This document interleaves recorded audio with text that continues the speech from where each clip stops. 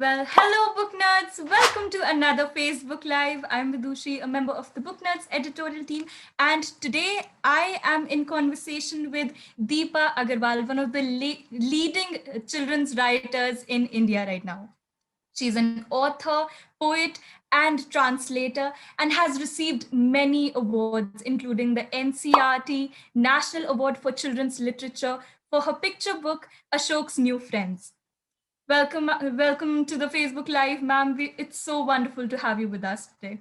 Today, we are going to discuss this lovely, amazing book, Kashmir, one of her latest books. She's written over 50 books in all the genres that there are. And it's just amazing to be in conversation with her today. Hello, ma'am. Hello, Vidushi. It's lovely to be here talking about Kashmir today. And many thanks to the book nerds and to Scholastic India for putting this together. And I'm really looking forward to your questions and, to discovering what you liked about the book. Many. There are so many things, so many things. I don't even think we can all cover it today in our life because there are just so many elements in the book that are so unique to it that I haven't ever read. Even in the adult section of books, I haven't read such stories. It's amazing. I have to say first though, I absolutely love the cover. Sukriti Anna Stanley has done such an amazing job. The gold lettering, the crocus flowers, it's all so wonderful. Did you have any hand in the cover making? Well, no, actually, it was all Sukriti's imagination. And in the beginning, we had a little, so just not directly with Sukriti, my editor, what could be, on the cover. And it was kind of vague. I said some of the elements of the book. So I like it, how she interpreted the elements because these are wonderful elements of the book. Don't you think so? It really is. The color matching, the whole scheme, it's so beautifully done. And of course, the writing, it's so beautiful. I can't even. It's so lyrical, Thank you. so visually pleasing. Like, I remember reading this sentence in the first chapter, which was apples clustered on the orderly rows of trees as red as her little brother Rashid's cheeks. And it's so, I just knew I'm going to fall in love with all the stories and their characters. And it's just, how did you get the inspiration of writing this book? How did you get the idea? Okay. Well, actually, I must acknowledge my debt to my publisher and editor because the idea came up in a casual conversation at the World Book Fair in 2020 in January. And they said we are looking for a book on Kashmir. So immediately, I grabbed the idea and I said, "Oh, I'd love to write a book like that."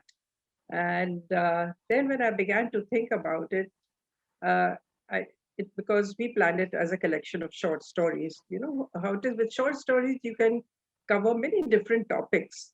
Like a novel, there'll be only one main character, one main theme, one main issue, though there may be other issues, covered along with it. But we thought the short story collection would take in so many aspects of Kashmir.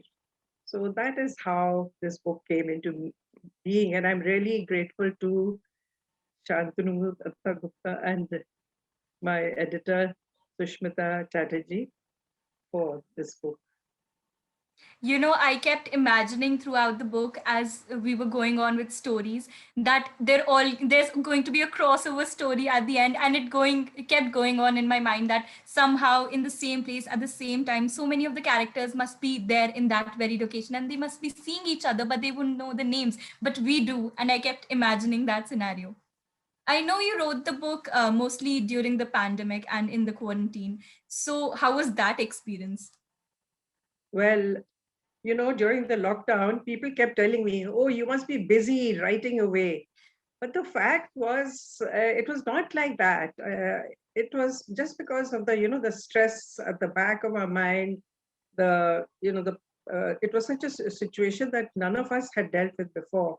And there was that threat, all the time you're preoccupied Okay, I must wash my groceries as soon as they come in. I must keep washing my hands, spraying the, doorknobs with sanitizer.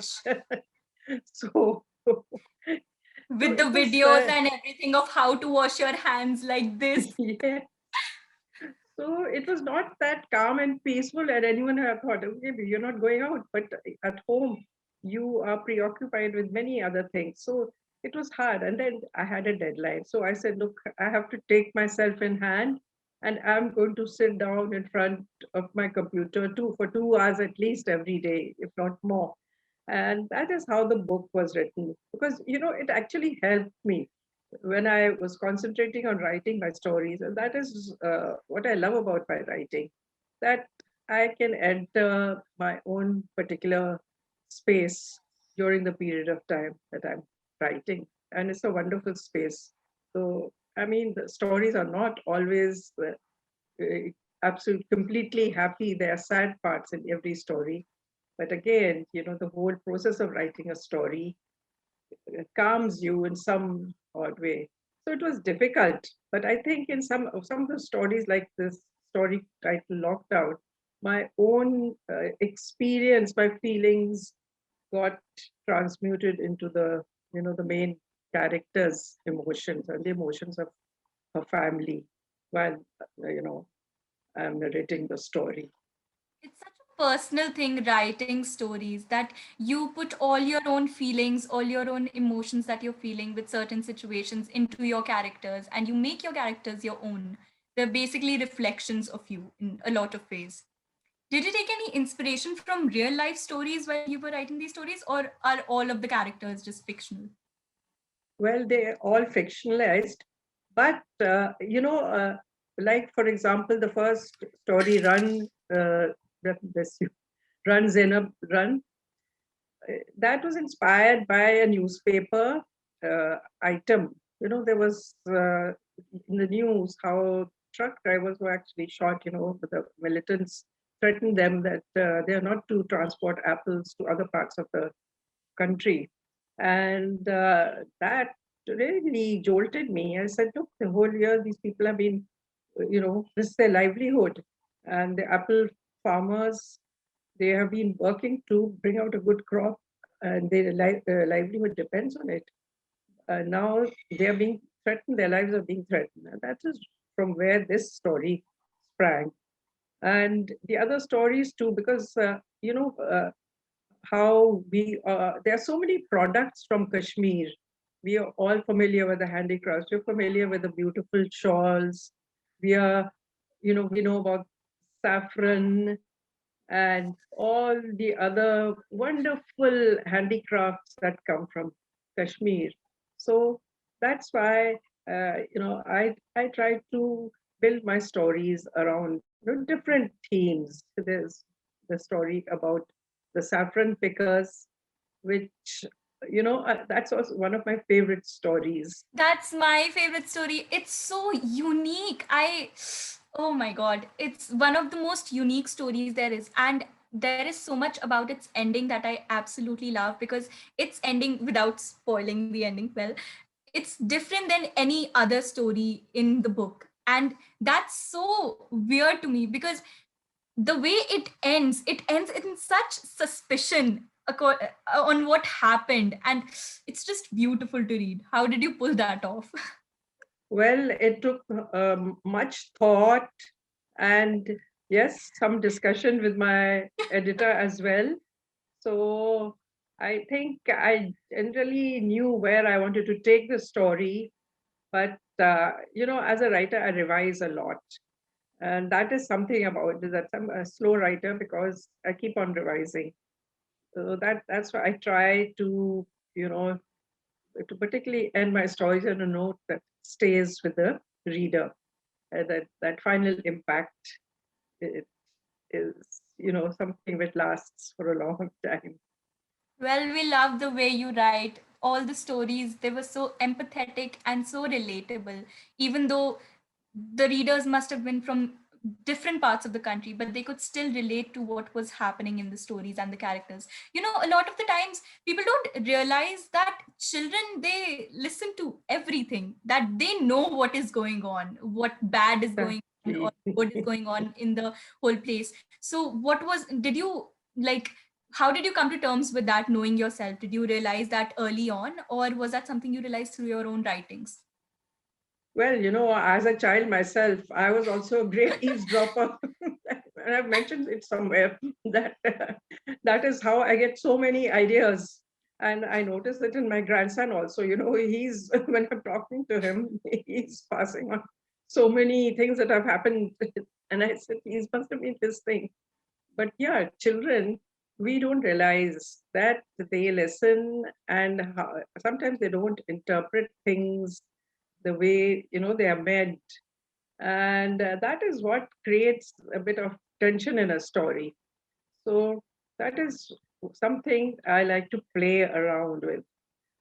Do you think the way you said that you were once a child, in the stories also, when Sajid is selling the necklace and everything, and his father tells him that, oh, I was once your age also, and I went through the same struggles that you did.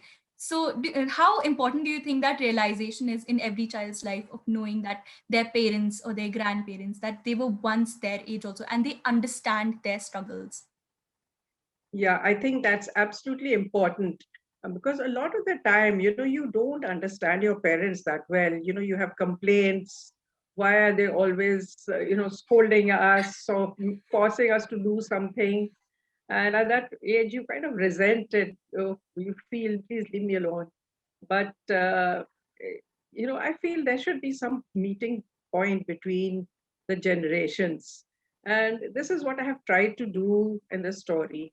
And it's also, I think, inspired by a memory of a long ago visit to Kashmir.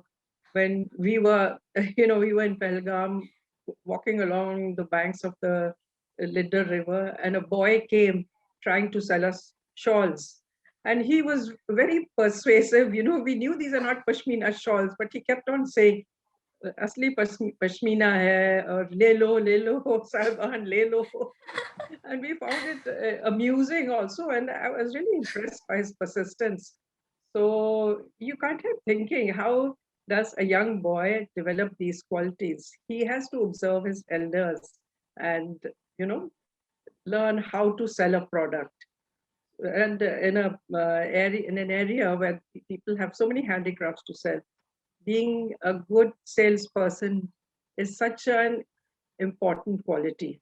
So that is where this story was coming from, a long ago memory of a young boy. Oh my, I now I'm just craving to go to Kashmir, as if this heat wasn't always already making me want to go, because the days have been turning so hot now, and I just keep dreaming. While I was reading the book, I kept dreaming that, oh my god, I associate cold with Kashmir, Kashmir with cold, well. And I just kept thinking, oh, it would be so nice to sit in a plethora of flowers and in the cold and such a beautiful weather. It made me crave hill stations so much. Okay, so all the characters in the book, they're so sensitive to the emotions of the other characters around them. Like for I'm forgetting the name. Oh my god. For Natasha and her friend Mariam. Yeah. For Mariam, when she's very curious, she's a very, very curious child, right? And she keeps thinking that I'm going to solve this mystery with Natasha, and she's going to tell me what is bothering her one day. But then at the end of the story, she does let it go. And she's accepted the fact that Natasha, if she doesn't want to share her story, then maybe one day will come when she will share her story. And that sensitivity, that empathy to empathize with another character, and letting go of your own curiosity, and being selfless in the fact that they don't want to share something like that and be hurt with something like that, that it's so beautiful. How did you write such young yet mature characters? Okay, thank you. Thank you so much. Mariam is perhaps my favorite character in this book. And she's a character who developed very naturally. She took life on her own. And she's such a warm hearted girl. She's outgoing. She's the one trying to make the book new girl feel at home. the new girl who's very reserved and withdrawn while when no other person is bothering. And she senses that something is wrong. There's some reason, there is a mystery, as you say, about Natasha. So, uh, well, but I felt, she's also, because she's so warm, basically, she's a warm hearted girl. So she is sensitive to the hidden, feelings a character might be suppressing. And it's hard for her, she's hurt also. She's extremely hurt that Natasha doesn't think we're good enough friend to share whatever her problem is. But then that is true friendship, because basically this is a story about friendship and about, connecting with a girl who's totally new in a new environment, which, we have been through such experiences in different times, at different times of our lives, when you're a new girl at school, or a new person in a neighborhood, and somebody welcomes you, but also understands it when you want to, you know, you have some private feelings which you are not ready to share then and there. So that is the emotion I was trying to convey through Mariam and Natasha's Even relationship. at the start, when her other friends, she tells her that she needs to control her questions. It's so obvious that she wants to find out everything about Natasha and get as close to her as she can, but she's holding herself back, and it's so cute.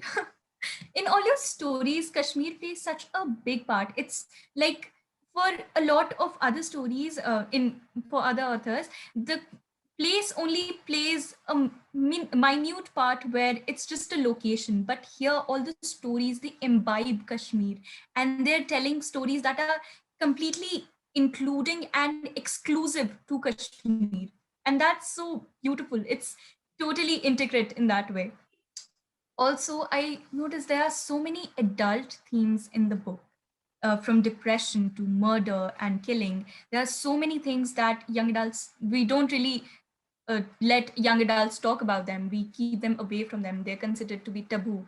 So, how was it the task of writing this whole book for young adults and including those themes? And how was the whole task? Thanks a lot, Vidushi, for these wonderful questions. I'm so happy to know that you feel, because Kashmir is a character in this book. The title is Kashmir, Kashmir. So the background, the setting has to have its own personality. And actually, that's the way with most of my books.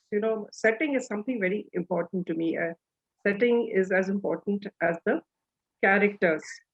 And you're talking about, the young adults, the children who are in the process of growing up, and the adults who have serious problems, like, for example, in lockdown, Humra's mother is undergoing depression because of the lockdown, which happened to many people. Well, you see, the thing is, we don't exist in isolation. We have people around us. A lot of the time in children's books, the adult's role is minimized, especially in some adventure stories, when in Enlightened, for example, the adults are in the background. But here, I felt that the adults were very important, because, the suffering of the adults is also essential, or the violent feelings of the adults, because we know the situation with the militancy. And, so that was something which I just couldn't ignore. Otherwise, they would not go with the place. The stories would not be true to the place. Though, I mean, I'm writing as an outsider, a total outsider. I'm getting all my impressions from my 3 different visits to Kashmir, what I read in the news, or my interaction with people, or the books that I have read. I did a lot of reading for this book. I must admit, I did a lot of background reading of both fiction and non-fiction. It's set in Kashmir. I read a lot of blogs and, of course, news items we're reading every day. So that's how I think All everything your came together. all your research has been really, really showing, from the way how to pick flowers for the saffron and how to pick the apples and everything. It's so realistic. It's almost like a guidebook on how to live in Kashmir. Okay, so Oh, wow. That's really there, wonderful to hear that. yeah, to someone who hasn't been, it's really an insightful book on how the normal people live. And aside from all the news, the terrible news and everything, the articles that they sensationalize, it's so fun to read just about the normal people who are going about their daily lives, to read about a boy who's learning how to sell necklaces, or to read about a girl who's trying to make friends. It's just wonderful discussing those themes and not just all the terror that is already happening there. There is also so much tension between the militants, the military, and the civilians in the book. So, how did you overcome with the task of writing that? Because you've written it in such a neutral way, truly from this perspective of a child, as if. Well, I have to be neutral as a writer. I avoid taking sides. Of course, it depends very much on the story. And here, I just did not want to take sides at all. And again, as I must repeat, I'm writing as an outsider, so as an observer, and everyone is, trying to be an impartial observer. So, well, I was trying to get inside the child's head, and when I was writing about, different aspects of Kashmir, different facets of Kashmir, I said there has to be one story set in the winter, the, the snow. And because I'm remembering another experience going to Gulmarg with my children when they were young, and it was snowing, and they were eager to see snow. But when they found it too much. They were pretty young then, so maybe I was reliving that, and and then about sports, some winter sports I wanted to have, and Rahman, he's sledding and he gets buried under a mound of snow. Well, interestingly, this mound of snow idea came from another book of mine, A Journey to the Forbidden City, in which the main character, Nancy Rawat, actually got buried under a mound of snow. And he was saved by one of his companions. But, I thought, now, if we turn this story on its head and find that the person who's buried is saved by somebody who does not look upon as his friend, someone he's afraid of, in case Rahman's case, someone from the military. So, it adds a different twist to the story, a different tension. And all along, you can see he's terrified and he wonders what's going to happen to him because of all the stories that he's heard.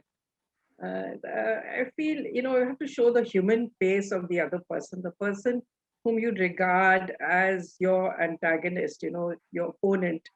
So somewhere you have to try and understand that person as another human being.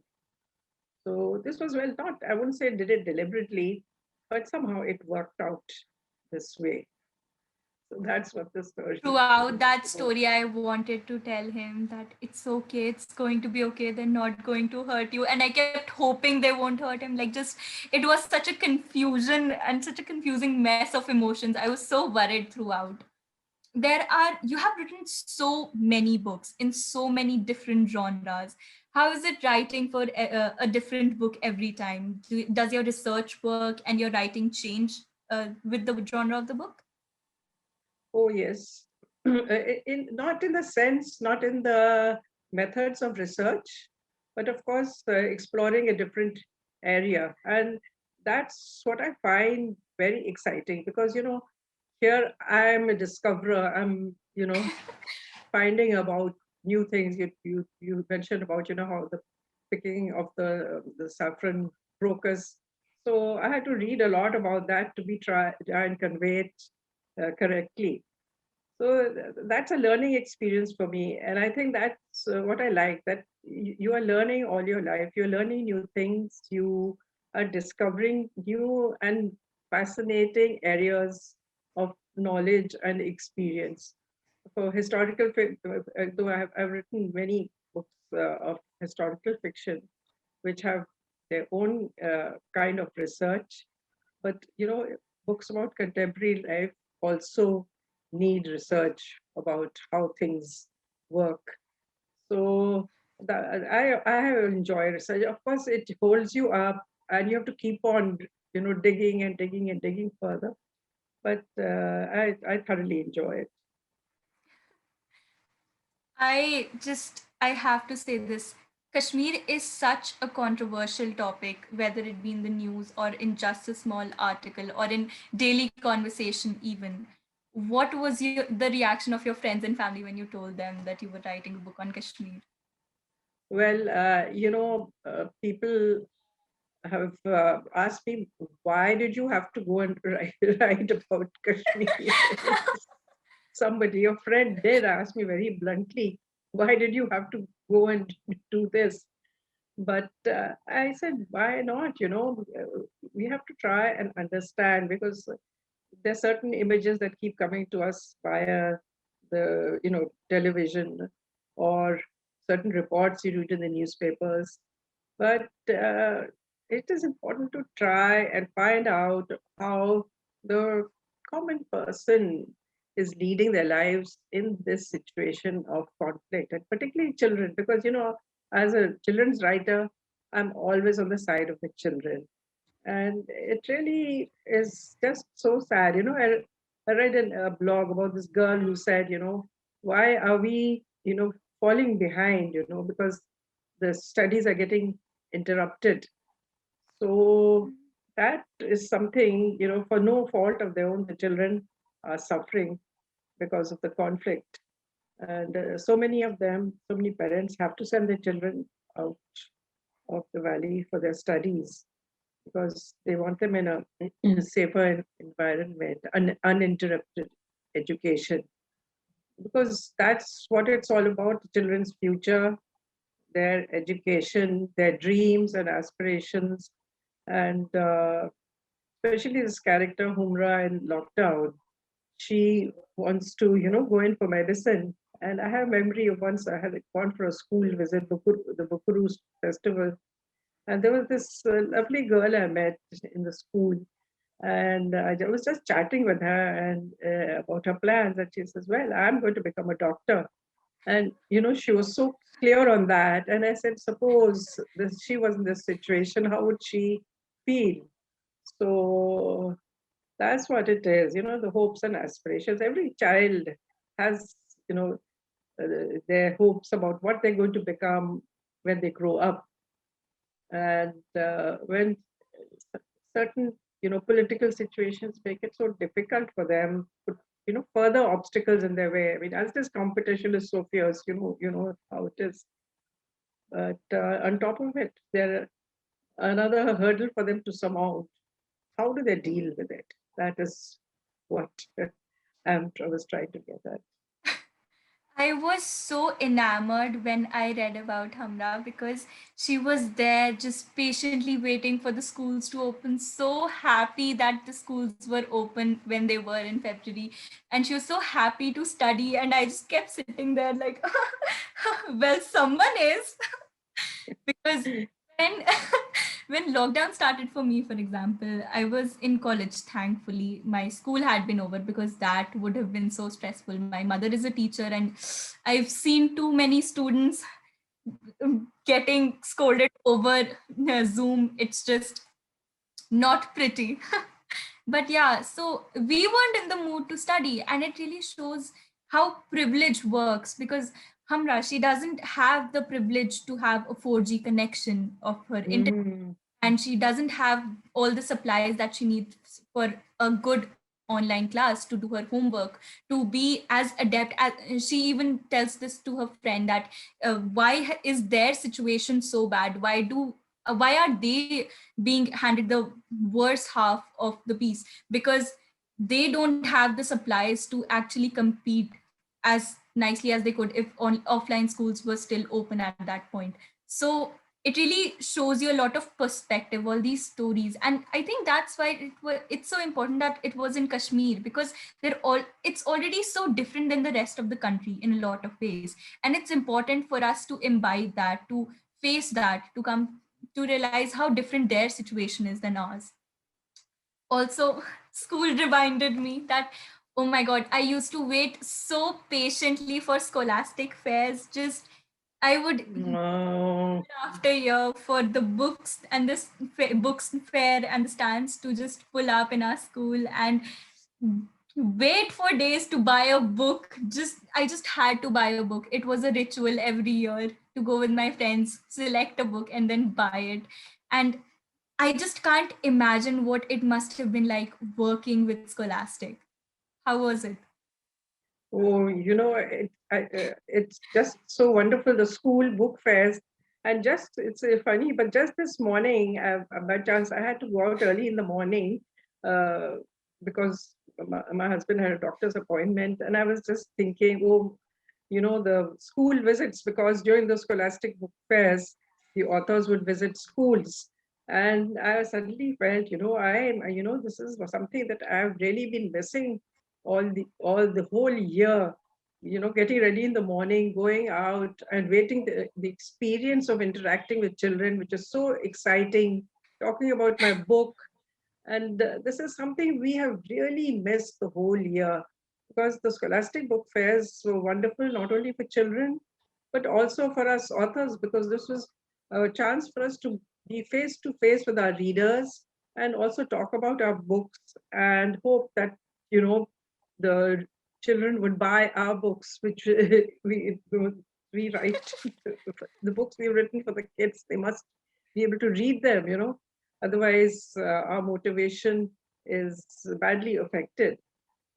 So that's what this whole year has been, such a difficult year, both for readers, of course, later on, Amazon and the other websites opened up.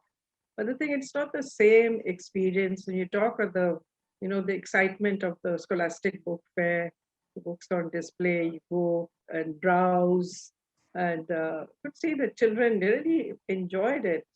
And for me, of course, the author visits were a very exciting part of the process of my writing a book. So, yeah, It I must too have been miss. such a weird experience this time, releasing a book for children and not being able to connect with them and to tell the whole story and to release the book while they're there witnessing it. So weird. Yeah, it's really, you feel so disconnected. Well, anyway, we are making do with Zoom. Thanks for that, but it's not the same.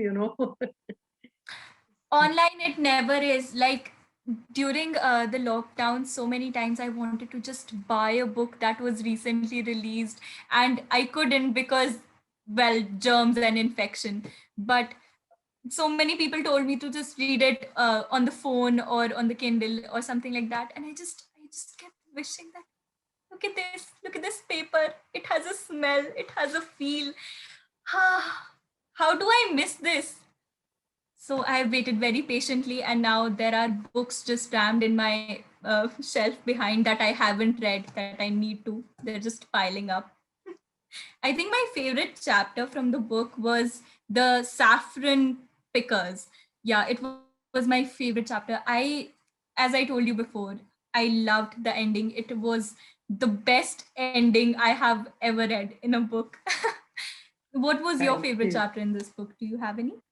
Uh, well, I've been thinking, it's very hard to choose between the stories, because you put in a fair amount of work in each of them. You are emotionally invested in your characters because you're living each character. But I think at the end of the day, lockdown is my favorite story, because I think I experienced it so much. What I was going through, I was relating it through my characters. So maybe for me, lockdown is my favorite. I like Zainab Run also, because it's the the victory of a girl, in a sense. A girl who fights for the right to be allowed to take part in athletics. So, and of course, I I love love how the her apple trees. parents they give their own. blessing sort of, that no, now you're going to run at the end. It was so encouraging to see that. Her mother, she praises her that it was due to her running and due to her teacher's support for her running, Yes.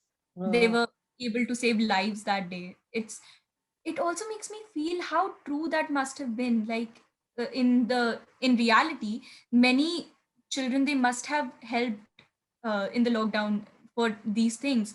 And it's just the impact of children on our society that we sometimes don't acknowledge it's there, you know. exactly. Yes, children help in so many ways, contribute in so many ways, but often it's not acknowledged. And I think it's so important to encourage and motivate children to contribute more and more as much as they can. So that, as a writer, that is always my attempt to put children in the limelight and should hopefully show adults that please recognize how much your children can contribute to society, because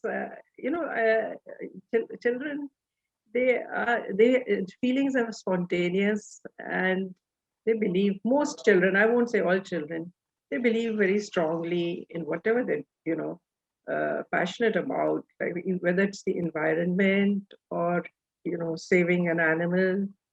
It's not all adults are like that. Adults, I think, after living too much, they become jaded sometimes, which for a child, each experience is new and they're passionate about it. That's I what I feel. noticed this recurring theme in all the stories, well, most of the stories, of this loss of innocence of the youth. Was that something you meant to put in there?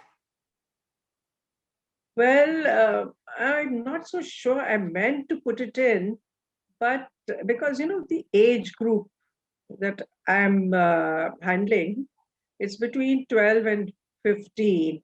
And that's the coming of age experience that you talk about in young adult books. When you discover the world, it's not like fairyland or make believe, or there's a real world, and the real world is not always, it's not a rosy picture that's there in front of you.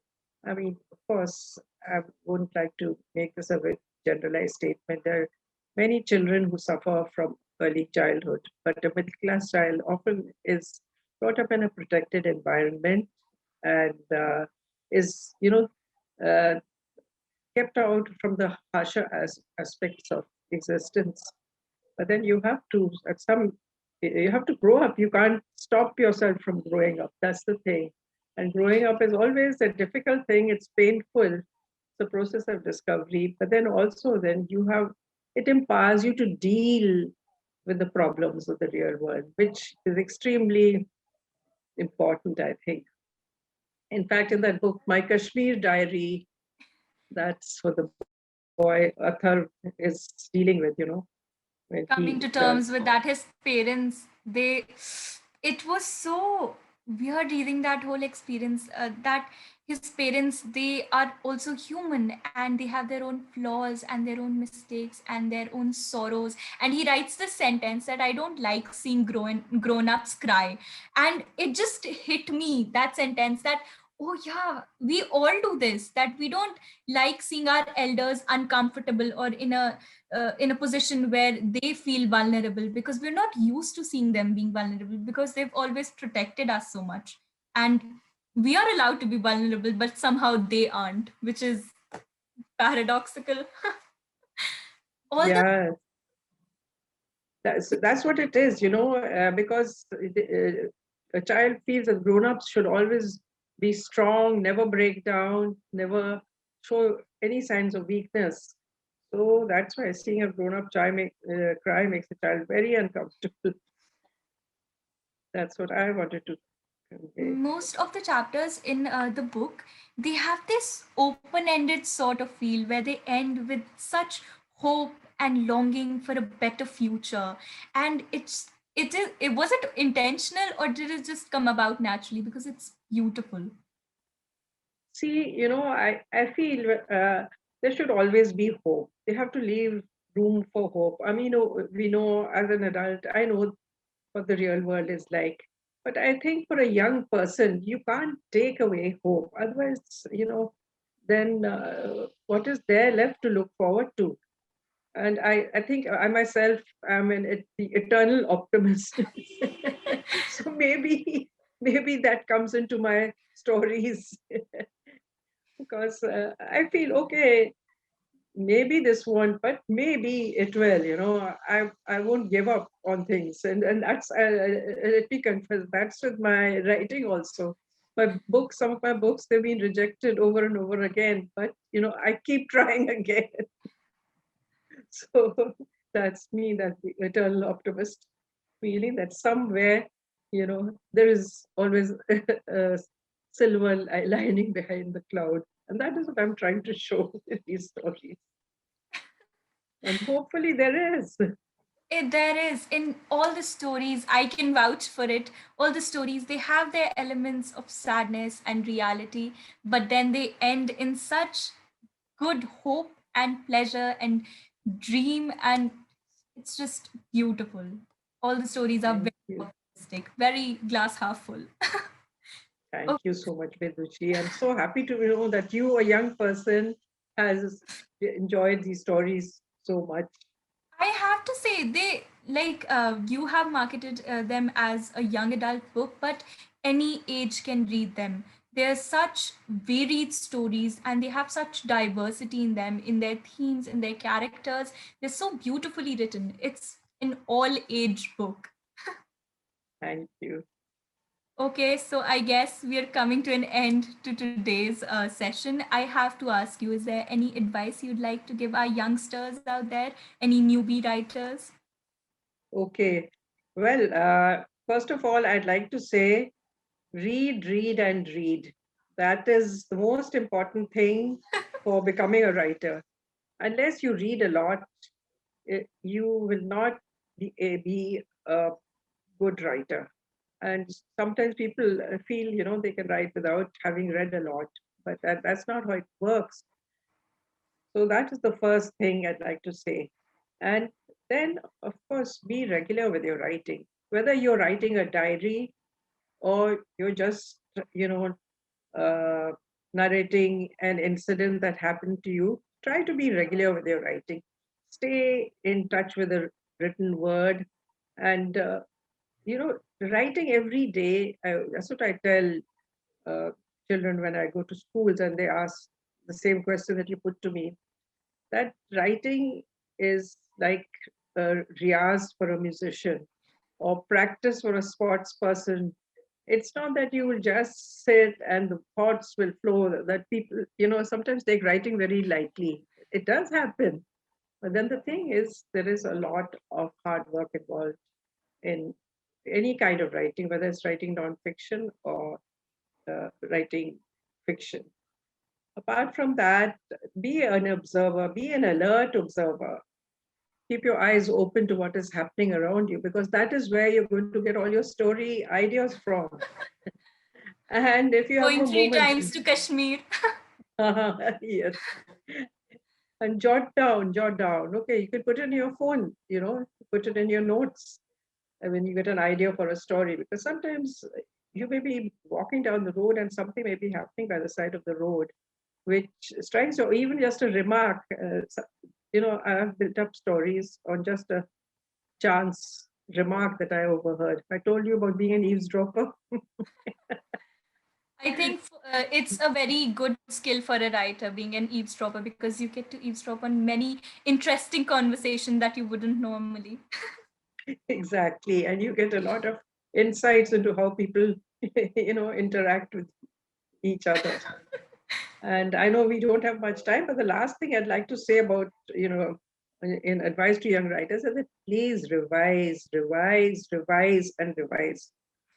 And that's what I remember once somebody told me, oh, I'm a one-shot writer, but I'm not comfortable with something like that because, okay, once you may be able to write one story which It doesn't need much revision, but most of the time, good writing comes with a lot of revision. And I always give the example of Ernest Hemingway, who is said to have revised one book of his, Old Man and the Sea, uh, 40 times or maybe more.